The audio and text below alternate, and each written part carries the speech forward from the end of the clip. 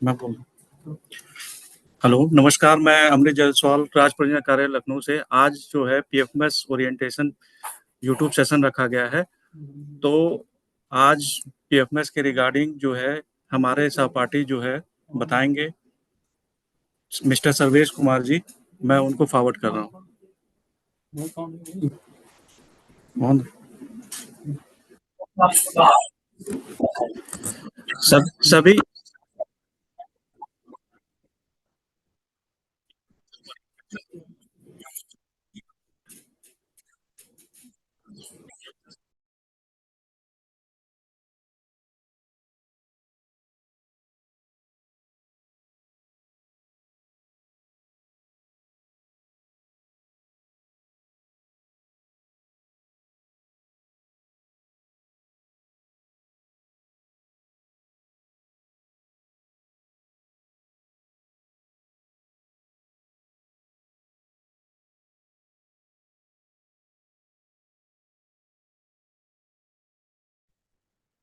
सभी को मेरा नमस्कार।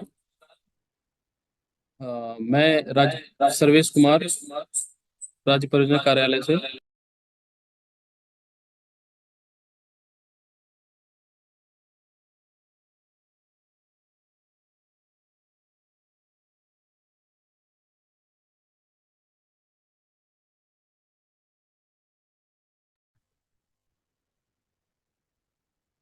जैसा कि आप लोग अवगत हैं कि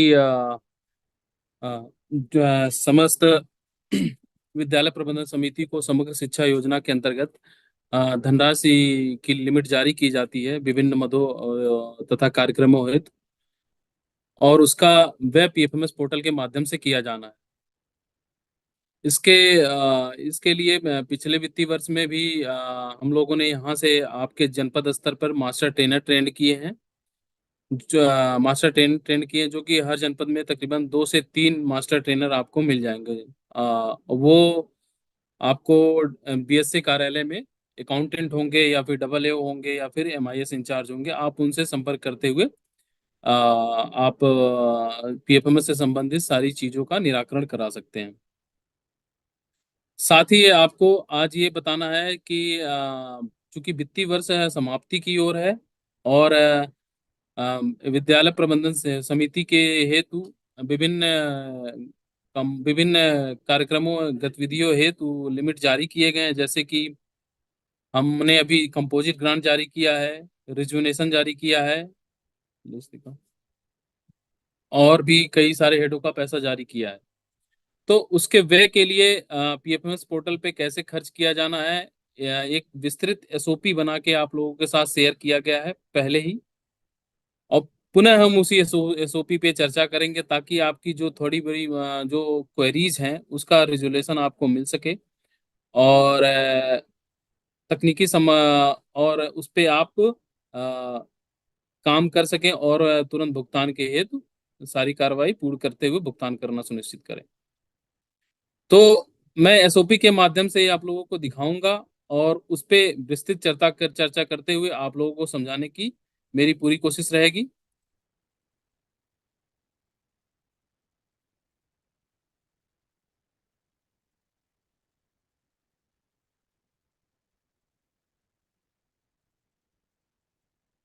ये देखिए, एसओपी जो बनाया गया है, इसी इसी पैटर्न पे, इस एसओपी में जो भी गाइडलाइंस दिशा निर्देश आपको दिए जा रहे हैं, उसी के अनुरूप उस पे आपको भुगतान करने हैं विद्यालय प्रबंधन समिति से।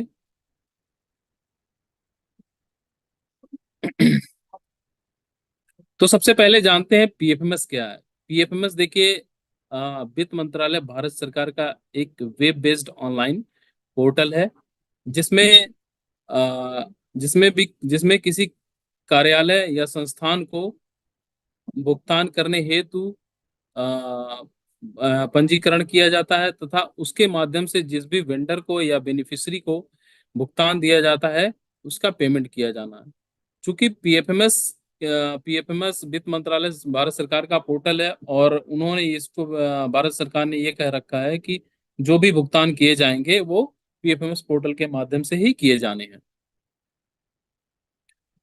तो इस वजह से समग्र शिक्षा में हमें पीएफएमएस पोर्टल, पीएफएमएस के माध्यम से भुगतान करने हेतु ये सारी कार्रवाई अपनानी पड़ रही है। ठीक है। इसी जिस तरीके से उत्तर प्रदेश में तकरीबन 1,34,000 स्कूल्स हैं, साथ ही कस्तूरबा गांधी बालिका विद्यालय हैं, ब्लॉक ब्लॉक संसाधन केंद्र हैं, जिला परियोजना कार्यालय हैं, डाइट्स हैं, एडी बेसिक्स हैं, राज्य परियोजना कार्यालय हैं। ठीक है। ये समस्त समस्त जो कार्यालय हैं, जो समग्र शिक्षा के अधीनस्थ कार्यालय हैं, वो सब के सब पीएफएमएस पोर्टल पर पंजीकृत हैं।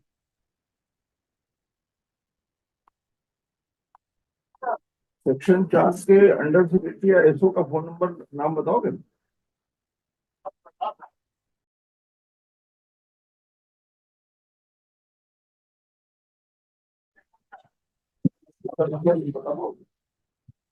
तो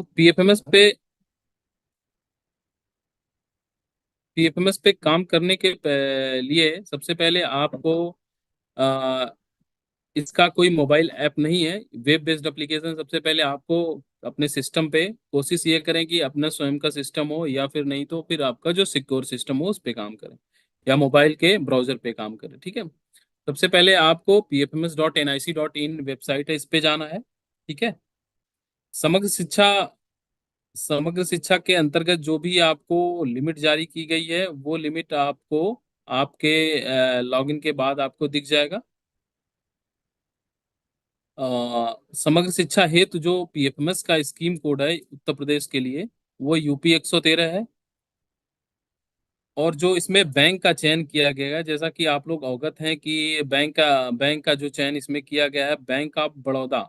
ठीक है। जो कि राज्य स्तर पे भी ये बैंक है, इसी बैंक में खाता खुला हुआ है, और समस्त जो डीपीओ हैं, डाइट हैं, बीआरसी हैं, केजीबी हैं तथा एसएमसीज हैं, इनका भी खाता बैंक ऑफ बड़ौदा में खोले गए हैं। बैंक ऑफ बड़ौदा में बैंक ऑफ बड़ौदा में जो खाते खोले गए हैं, सारी इंप्लीमेंटिंग एजेंसीज, मतलब जितने भी कार्यालय हमने बताए हैं, उनका जीरो बैलेंस सब्सिडरी अकाउंट है। जीरो बैलेंस मतलब इन द सेंस उसमें कोई भी पैसा नहीं रहेगा, जीरो बैलेंस। वो बस उस एक अकाउंट है, एक मीडियम है जिसके माध्यम से आपको लिमिट जारी की जा रही है, और उसमें आप पीपीए लगाते हुए भुगतान करेंगे। तो इसमें हितधारी कौन कौन है? विद्यालय स्तर से पेमेंट करने के लिए हितधारी का मतलब किसका क्या क्या रोल है? ठीक है। सबसे पहले ये देखेंगे तो इसमें रोल, जो मेजर रोल है, प्रधानाध्यापक का है, सहायक अध्यापक और फिर उसके एसएमसी के अध्यक्ष का है। इनके रोल जो हैं यहाँ पे देखिए, यहाँ डिस्क्राइब किए गए हैं।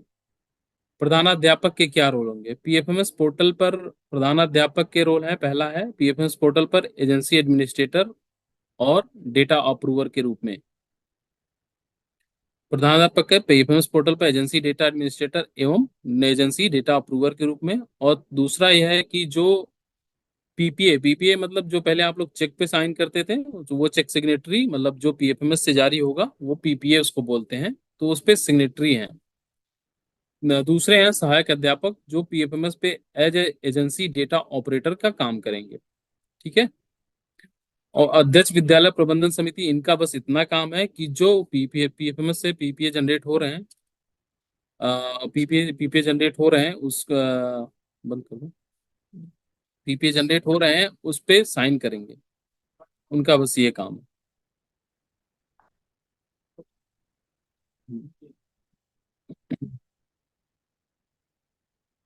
किसी भी विद्यालय द्वारा पीएफएमएस पोर्टल के माध्यम से भुगतान करने हेतु सबसे पहले किसी भी टीचर को या किसी भी प्रधानाध्यापक को क्या जरूरत पड़ेगी कि ये देखा जाए कि विद्यालय पीएफएमएस पोर्टल पर पंजीकृत हैं,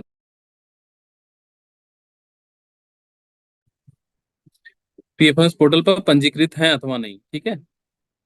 तो अगर विद्यालय आपको ये देखना है कि पंजीकृत है नहीं, तो आपने जो बैंक ऑफ बड़ौदा में जीरो बैलेंस अकाउंट खुलवा रखा है, उसको आप अपने पास रख लीजिए और पीएफएमएस की वेबसाइट खोल लीजिए। पीएफएमएस की वेबसाइट खोलने के बाद आप वहां पे जाएंगे, या फिर अपने बीआरसी पे जो पीएफएमएस के मास्टर ट्रेनर हैं, या फिर जनपद स्तर पे जो मास्टर ट्रेनर हैं, उनसे संपर्क करके अपना लॉगिन आईडी एवं पासवर्ड प्राप्त कर सकते हैं।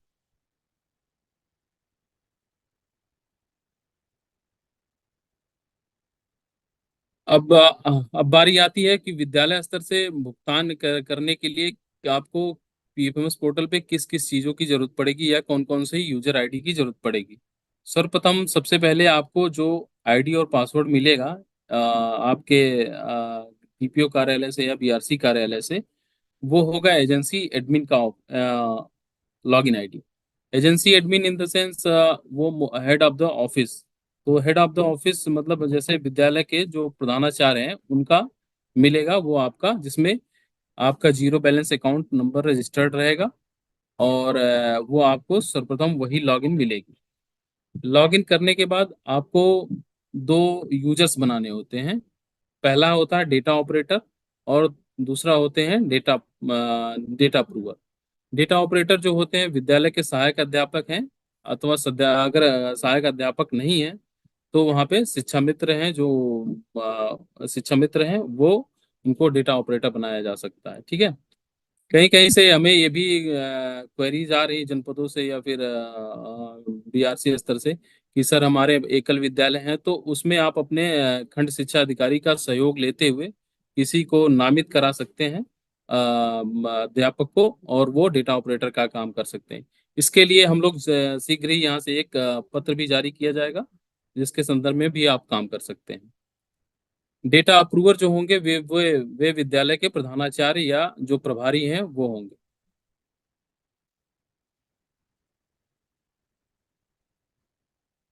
अब हम देख लेते हैं जो एजेंसी एडमिन है कि इनके क्या क्या काम, मतलब जो प्रधानाचार्य हैं एजेंसी एडमिन के रूप में इनका क्या क्या काम होगा पीएफएमएस पोर्टल पे। तो ये बहुत छोटा सा काम है इनके लिए और वन टाइम काम है। सबसे पहला इनका काम होता है कि जो इनके नीचे जो दो यूजर्स बनेंगे, जैसे डेटा ऑपरेटर मतलब सहायक अध्यापक या शिक्षा मित्र, और डेटा अप्रूवर मतलब प्रधानाध्यापक या प्रभारी, इनका पीएफएमएस पोर्टल पर पंजीकरण होगा। दूसरा काम इनका ये होगा कि जो पेमेंट मोड एक्टिवेट करना होता है, पेमेंट मोड एक्टिवेशन मतलब जैसे आप लोग चेक पहले चेक देते थे उसकी जगह अब प्रिंट पेमेंट एडवाइस आ गया है, जिसकी वैधता कैलेंडर डेज के हिसाब से 10 दिन की होगी। तो वो उसको एक्टिवेशन का काम करना हो तो वो भी 2 से 3 मिनट का काम होता है, वन टाइम काम होता है। तो इस प्रकार से एजेंसी एडमिन के दो काम हो गए। पहला कि डेटा ऑपरेटर एवं डेटा अप्रूवर का पंजीकरण। दूसरा काम ये हो गया पेमेंट एक्टिवेशन मतलब पीपीए मोड के लिए एक्टिवेट करना पर्टिकुलर खाते को। अब हम देखेंगे एजेंसी डेटा ऑपरेटर के क्या क्या काम है पीएफएमएस पोर्टल पे। पहला है कि अगर जैसे विद्यालय स्तर पर हमें किसी वेंडर को जिससे हम सामान परचेज करते हैं या फिर जो आपके विद्यालय में किसी भी चीज के लिए कंपोजिट ग्रांट या रिजुनेशन के लिए जो पैसे गए हैं, या फिर अन्य मदों में जो आपको धनराशि प्राप्त हुई है, उसको एक्सपेंडिचर करने के लिए आपको किसी न किसी को पैसे देने होते हैं। उनका पीएफएमएस पोर्टल पर पंजीकरण किया जाना होता है। पंजीकरण करने के लिए आपको उनकी कुछ बेसिक डिटेल की जरूरत पड़ती है, जैसे नाम है, उनका अकाउंट नंबर है, मोबाइल नंबर है। ठीक है। ये बेसिक डिटेल की जरूरत पड़ेगी, वो अभी फॉर्मेट आगे चल के आपके साथ दिखाऊंगा। तो पंजीकरण अथवा उसकी मैपिंग की जाती है। कभी कभी ऐसा होता है कि हम एक वेंडर पीएफएमएस पोर्टल पे अगर पहले से पंजीकृत है या किसी और ने कर रखा है तो हम उसको सर्च कर लेते हैं उसके अकाउंट नंबर से और उसकी मैपिंग कर लेते हैं। तो जो अंदर बैठे हो मैडम कहती आपसे मिलाने के लिए डेटा ऑपरेटर और डेटा ऑपरेटर द्वारा वेंडर का रजिस्ट्रेशन एवं उसकी मैपिंग करना होता है। ठीक है। दो काम ये हो गए। तीसरा काम ये होता है कि डेटा ऑपरेटर द्वारा ही एक्सपेंडिचर, जो पीएफएमएस पोर्टल पर एक्सपेंडिचर बनाना होता है, मतलब उस वेंडर को कैसे पेमेंट प्रक्रिया में शामिल कैसे किया जाएगा, वो बनाकर उसको सबमिट करना होता है। तो ये डेटा ऑपरेटर के मुख्यतः दो काम हो गए। पहला है कि वेंडर की मैपिंग करना, वेंडर का पंजीकरण करना, और दूसरा है वेंडर की मैपिंग करना अगर पहले से। तीसरा काम यह है कि एक्सपेंडिचर, जो पर्टिकुलर वेंडर को हमें भुगतान करना है उसका एक्सपेंडिचर पीएफएमएस पे कैसे बनाकर उसको सबमिट करना है। ठीक। अब हम देख लेते हैं डेटा अप्रूवर का क्या काम होता है विद्यालय स्तर पर। यहाँ पे देखिए हमने एक हेडिंग डाल रखी है, विद्यालय स्तर पर एजेंसी डेटा अप्रूवर प्रधानाध्यापक का पीएफएमएस पोर्टल पर कार्य। यहाँ पे लिखा गया है डेटा ऑपरेटर द्वारा बनाए गए एक्सपेंडिचर को चेक करना, मतलब चेक करके अप्रूव करना तथा उसका पीपीए जनरेट कर बैंक ऑफ बड़ौदा के संबंधित खाते में जमा करना तथा शाखा प्रबंधक से समन्वय स्थापित करते हुए भुगतान की प्रक्रिया पूर्ण कराना। सीधा सीधा सा समझ में आ रहा है कि डेटा ऑपरेटर ने जो एक्सपेंडिचर पीएफएमएस पोर्टल पे बनाए हैं उसको वेरीफाई करते हुए, मतलब उसमें चेक कीजिए कि वेंडर जो जिस वेंडर को पैसा जा रहा है वो सही सही वेंडर वही है ना, सही खाते में पैसा जा रहा है कि नहीं जा रहा है, ठीक है। दूसरा, जिस हेड में जिस जिस कंपोनेंट में पैसा आया था उसी कंपोनेंट से पैसा हम उसको दे रहे हैं कि नहीं दे रहे हैं, ये चेक करना है। फिर उसके बाद डेटा अप्रूवर उसको अप्रूव कर देगा। डेटा अप्रूवर को अप्रूव करने के बाद ये जो पीपीए अभी मैंने बताया था, पीपीए जनरेट किया जाएगा। पीपीए जनरेट करने के बाद उसको उसका प्रिंट आउट निकाल के उस पर साइन करके बैंक ऑफ बड़ौदा के जिसमें आपने खाता खुलवाया है, जिस स्कूल का खाता जिस भी शाखा में है बैंक ऑफ बड़ौदा के, वहां पे जाकर आप उसको सबमिट कीजिए और उसको बैंक से बोलिए कि इसका भुगतान की प्रक्रिया पूर्ण करें, ठीक है। एक क्वेरी ये आती है कि विद्यालय स्तर पर पीटी कैश की आवश्यकता पड़ने पर प्रधानाध्यापक या इंचार्ज स्वयं को वेंडर के रूप में, जैसे कभी कभी क्वेरीज आती हैं कि सर मान लीजिए जो हमारे छोटे कैश हैं, जो छोटे भुगतान करने हैं, उसमें हमें कैश की जरूरत पड़ती है। उस केस में आपको कुछ नहीं करना है। जो विद्यालय स्तर पर प्रधानाध्यापक हैं या फिर प्रभारी हैं या फिर सहायक अध्यापक, वो अपने आप को एज ए वेंडर के रूप में पंजीकृत करके एक टाइम में पीटी कैश के रूप में, मतलब एक बार में 5,000 रुपये अपने खाते में ड्रॉ कर सकते हैं। फिर वहां से आप कैश के रूप में पैसा खर्च कर सकते हैं।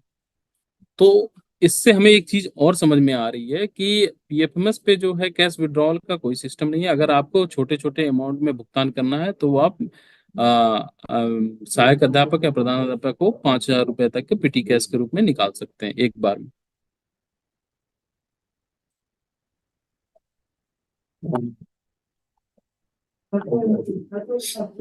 अब हम यूजर मैनुअल देखेंगे। जो हमने ये अभी तक प्रक्रिया बताई है इसका यूजर मैनुअल कैसे है, मतलब ये हम लोगों ने स्क्रीनशॉट के साथ तैयार किया है, जिसमें आपके साथ ये अभी शेयर भी कर दिया जाएगा। मैं इसको कमेंट सेक्शन में डाल दूंगा और उसमें आप यूजर मैनुअल के थ्रू पेमेंट बना सकते हैं और देख भी सकते हैं।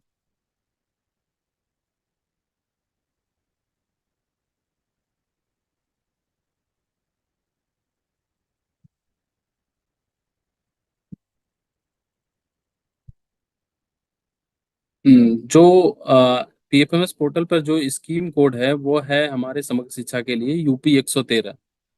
तो आपके विद्यालय में यूपी 113 ही सिर्फ स्कीम आएगी और यूपी 113 के अंतर्गत आप भुगतान कर सकते हैं। और जो बैंक ऑफ बड़ौदा आपका बैंक है उसके अंतर्गत आपको वो खाता दिखेगा, ठीक है। पोर्टल से आप निकालेंगे तो मिलेगा, अगर उस पर आप निकालेंगे तो इसको स्वीकार पोर्टल की बढ़ेगी।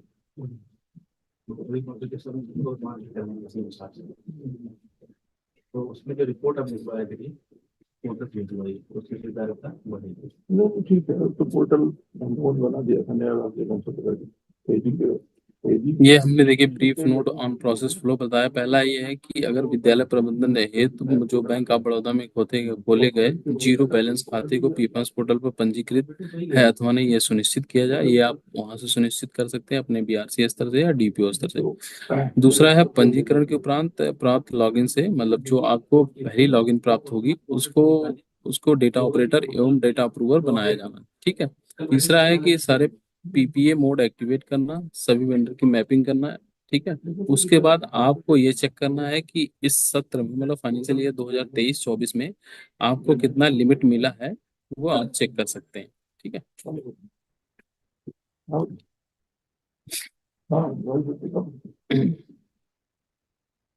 क्रिएशन ऑफ यूजर, मतलब डेटा ऑपरेटर और डेटा अप्रूवर का यूजर कैसे बनाना है ये यहाँ पे देखना, ठीक।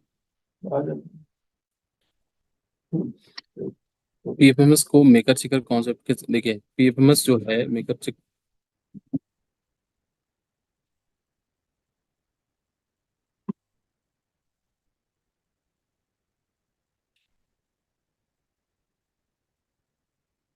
अभी हम देखेंगे कि डेटा ऑपरेटर और डेटा अप्रूवर कैसे बनाना है। तो उसके पहले आप सबसे पहले अपना जो एजेंसी एडमिन की लॉगिन आईडी आपको बीआरसी या डीपीओ स्तर से प्राप्त है, उसके पहले उसको लॉगिन कर लेना है पीएफएमएस पे। पीएफएमएस पे जैसे ही लॉगिन करेंगे तो यहाँ पे देखिए लेफ्ट साइड में आपको बहुत सारे ऑप्शंस दिख रहे हैं। आपको इसमें जाना है मास्टर्स। मास्टर्स में जाने के बाद यूजर्स में ऐड न्यू ऐड न्यू पे क्लिक करने के बाद आपको देखिए यहाँ पे टाइप ऑफ यूजर्स आ रहे हैं। टाइप ऑफ यूजर्स में आपको डेटा ऑपरेटर और डेटा अप्रूवर बनाना। तो जो डेटा ऑपरेटर जैसे हमें बनाना है तो डेटा ऑपरेटर हमने सिलेक्ट कर लिया। डेटा ऑपरेटर सिलेक्ट करने के बाद यहाँ पे देखिए first name, last name, email ID, phone number, mobile number और लॉगिन आईडी डालनी है। ठीक, तो आप इसमें क्या कर सकते हैं, फर्स्ट नेम डाल दीजिए अगर डेटा ऑपरेटर बना रहे हैं तो। सहायक अध्यापक का फर्स्ट नेम और लास्ट नेम, उनकी अगर कोई ईमेल आईडी है तो ईमेल आईडी डाल दीजिए। फोन नंबर आप इसको छोड़ सकते हैं, इस फोन नंबर की जगह आप इसको मोबाइल नंबर भी डाल सकते हैं। फिर मोबाइल नंबर में भी वही उनका मोबाइल नंबर डालिए जो एक्टिव है मोबाइल नंबर वो डालना है।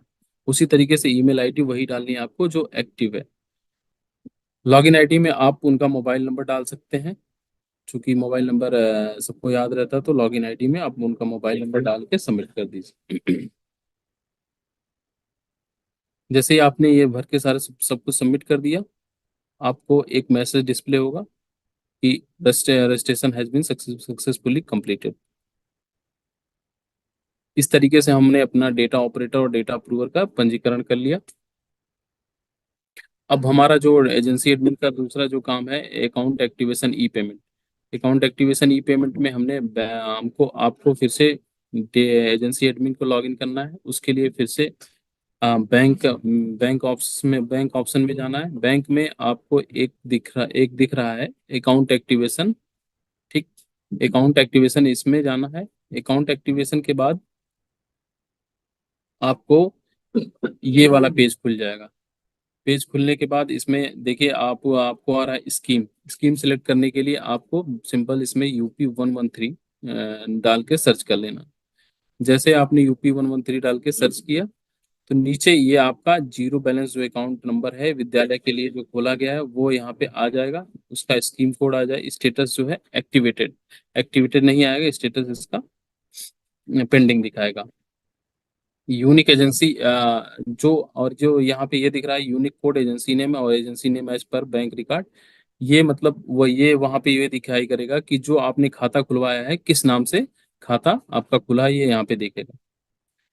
अकाउंट एक्टिवेशन टाइप में ये आपके यहाँ पे ये शो कर रहा है। ठीक, इस तरीके से आपका ये स्लाइड दिखेगी, स्क्रीन दिखेगी। स्क्रीन के बाद आपको यहाँ पे अकाउंट एक्टिवेशन टाइप में दो मोड आ रहे हैं। पहला आ रहा होगा E payment using print advice, दूसरा E payment using digital signature. आपको क्या करना है, E payment using print advice select करके करके सबमिट कर देना है।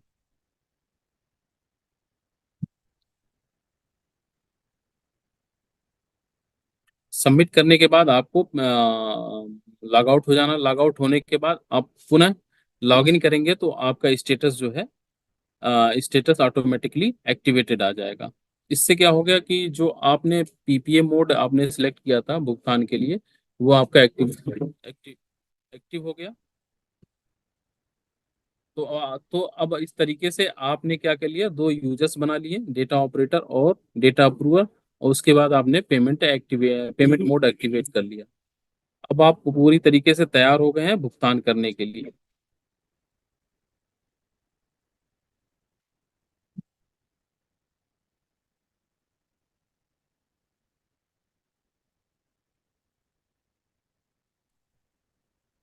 भुगतान करने के लिए सबसे पहले तो आपके पास क्या होना चाहिए, डेटा ऑपरेटर की लॉगिन और डेटा अप्रूवर की लॉगिन, वो आपने वहां से प्राप्त कर लिया पंजीकरण करके। वो आपके ईमेल आईडी पे और फोन नंबर पे उसका लॉगिन आईडी और पासवर्ड दोनों चला गया। वहां से आप लेके उसको फिर से लॉगिन कीजिए। तो अब आगे की प्रक्रिया ये होगी कि जो वेंडर मतलब जिसको आपको भुगतान करना है उसका पंजीकरण करना है। जैसे आपने किसी वेंडर से ईंट पत्थर या फिर सीमेंट ले रखा, उसका भुगतान करने उसका पंजीकरण उसके अकाउंट नंबर उनसे मांगिए, उनके बेसिक डिटेल जैसे जैसे कि उनका नाम मांग लीजिए, उनका मोबाइल नंबर मांग लीजिए, उनका अकाउंट नंबर मांग लीजिए, ठीक है। और पासबुक के साथ मांगे, पासबुक की फोटो कॉपी ले लीजिएगा, वो भी रख लीजिएगा। तो उससे थोड़ा आसानी होगी आप लोगों को, क्योंकि कई बैंक्स मर्जर हुए हैं ना, तो बैंक मर्जर होने के बाद लोगों को पता नहीं होता है, तो आप लोग उसको रख लीजिएगा, जिससे आपको पंजीकरण करने में आसानी होगी।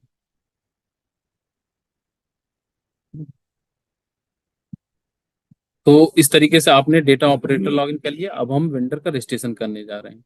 आपने डेटा ऑपरेटर लॉगिन किया, यहाँ पे देखिए लेफ्ट साइड में आपको दिख रहा मास्टर्स, मास्टर्स में वेंडर्स, वेंडर्स में आपको जाना ऐड न्यू।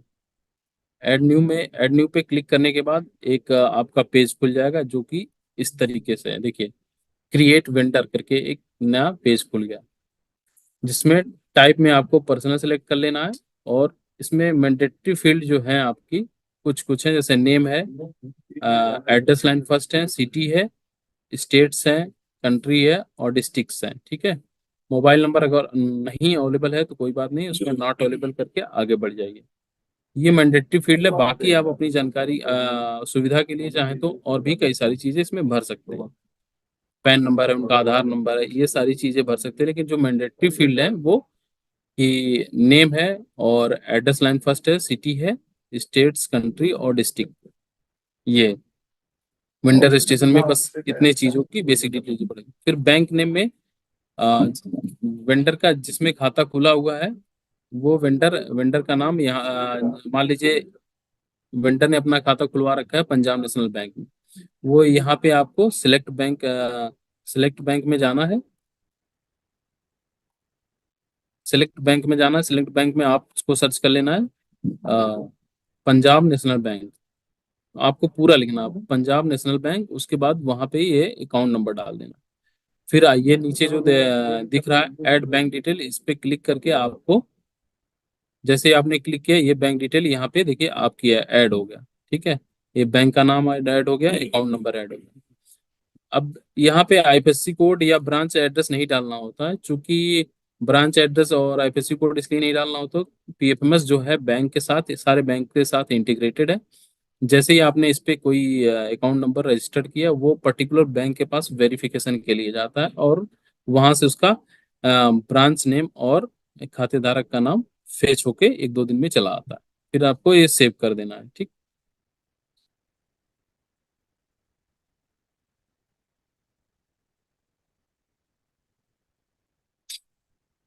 तो इस तरीके से आपने क्या कर लिया, वेंडर का रजिस्ट्रेशन कर लिया। अब सर्वप्रथम हमें चेक करना है कि हमारे पास कितनी लिमिट आई है। लिमिट चेक करने के लिए आपको फिर से एजेंसी एडमिन को लॉगिन करना है, मास्टर्स में जाना है, masters drawing limit of agencies, मतलब मास्टर्स में जाने के बाद आपको एक दिख रहा है drawing limit of agencies. Drawing limit of agencies में आप जब खोलेंगे तो ये वाला पेज खुल के आएगा। इसमें स्कीम आपको बस एक ही दिख रही होगी, वो आपके लॉगिन पे एक ही दिखेगी, स्कीम यूपी 113। हायरार्की लेवल में आपको स्कूल लेवल और विलेज लेवल सिलेक्ट कर लेना है। स्टेट में आपको अपना स्टेट सिलेक्ट कर लीजिएगा, और डिस्ट्रिक्ट में आप पर्टिकुलर डिस्ट्रिक्ट, जिस डिस्ट्रिक्ट में जिस डिस्ट्रिक्ट से आप बिलोंग करते हैं वो डिस्ट्रिक्ट आपको सिलेक्ट करके सर्च कर लेना है। जैसे ही आप यहाँ सर्च करेंगे, यहाँ पे आपको दिख जाएगा कि आपको टोटल लिमिट कितना मिला है। ये देखिए आपके आपके आपके एजेंसी का नाम आ रहा है और टोटल लिमिट, मतलब जैसे इनको 5,000 रुपये मिला है और खर्च करने के लिए कितना है 5,000, ठीक। ये लिमिट फॉर चाइल्ड एजेंसी हमेशा आपको जीरो होगी। और आपने बैलेंस एक्सपेंडिचर लिमिट, सॉरी ये 50 लाख है। बैलेंस एक्सपेंडिचर लिमिट मतलब आपको 50 लाख दिया गया था, 50 लाख में से अभी भी आपके पास कितना बचा हुआ है ये आप यहाँ पे देख सकते हैं। मतलब तकरीबन इन्होंने 45,000 रुपये खर्च कर दिए, हाँ खर्च कर दिए हैं, जो और बचे इतने पास, मतलब बस इतने का ही है, वो आप इससे ज्यादा पैसा खर्च नहीं कर सकते। तो इस तरीके से आपको अपनी लिमिट मिल जाएगी। और इसका अगर कंपोनेंट वाइज लिमिट चाहिए तो वो आप अपने डीपीओ कार्यालय से संपर्क करते हुए कर सकते हैं। चाइल्ड एजेंट, अब देखना हमें खर्चा कैसे बनाना है पीएफएमएस पोर्टल पर। पीएफएमएस पोर्टल पर खर्चा बनाने के लिए आपको क्या करना है कि डेटा ऑपरेटर लॉगिन के लिए एक्सपेंडिचर में गए, ऐड न्यू करने के बाद आपको एक नया विंडो खुलेगा जिसमें आपको सिलेक्ट कर लेना है। सिलेक्शन में आपको स्कीम यूपी 113, ठीक, और बैंक अकाउंट नंबर जो आपके विद्यालय का अकाउंट नंबर है वो आपने सिलेक्ट कर लिया है। वेंडर, जो आपने वेंडर रजिस्ट्रेशन किया था, जो आपने वेंडर रजिस्ट्रेशन कर रखा है या फिर आपने जो मैपिंग कर रखी है, वो वेंडर यहाँ पे सारी वेंडर की लिस्ट आ रही होगी, ठीक है। वेंडर की लिस्ट आ रही है वो आपको यहाँ पे सिलेक्ट कर लेना है। लेटर ऑफिस ऑर्डर नंबर में आपको मान लीजिए इस वित्तीय वर्ष का पहला भुगतान बना रहे हैं तो लिख दीजिएगा, विद्यालय का नाम सबसे पहले लिखिएगा, ठीक है। कि जैसे एसएमसी मान लीजिए रामपुर, एसएमसी रामपुर विद्यालय का नाम, उसके बाद आपको फाइनेंशियल ईयर 2023-24, फिर 01, इस तरीके से financial letter office order number आपको मिल सकता है। फिर आपको इसमें कुछ नहीं करना, ऑफिस ऑर्डर या लेटर नंबर इसमें अपलोड नहीं करना है। सैंक्शन, अपलोड सैंक्शन लेटर, जिस दिन आप भुगतान बना रहे हैं उसी दिन का आपको पेमेंट ले लेना। टोटल अवेलेबल लिमिट मतलब ये बता रहा है कि अभी आपके पास खर्च करने के लिए इतने पैसे बचे हुए हैं, ठीक है। तो मान लीजिए आपके पास जितना भी बचा होगा वो यहाँ पे दिख रहा होगा, और उसमें से आप कितना खर्च करना चाहते हैं टोटल अमाउंट में, वो अमाउंट आप यहाँ पे डाल देंगे। नरेशन में अगर आप कुछ लिखना चाहते हैं, जैसे लिख दीजिएगा कंपोजिट, फ्रॉम कंपोजिट ग्रांट या from reservation from ACR, what ever जो भी आप लिखना चाहते हैं वो यहाँ पे लिख सकते हैं, ठीक है।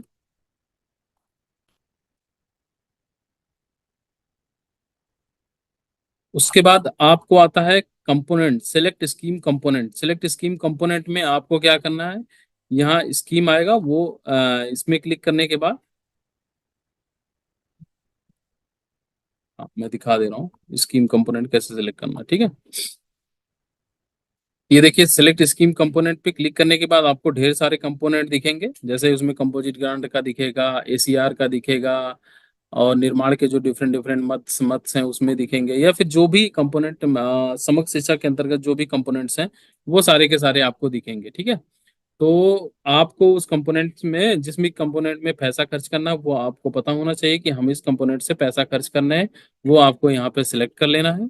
सिलेक्ट करने के बाद आपको रेवेन्यू कर लेना, उसके बाद अमाउंट में टोटल अमाउंट डाल के ऐड करके सेव कर देना, ठीक। जैसे आपने सेव किया ये आ जाएगा, the transaction has been saved successfully with voucher number this, ठीक। उसके बाद देखिए आपने सेव किया तो फिर उसके बाद नेक्स्ट विंडो ये खुलेगी। नेक्स्ट विंडो खुलने के बाद आपको यहाँ पे दिख रहा है जिस भी वेंडर को पेमेंट करना है वो यहाँ पे दिख रहा है वेंडर, और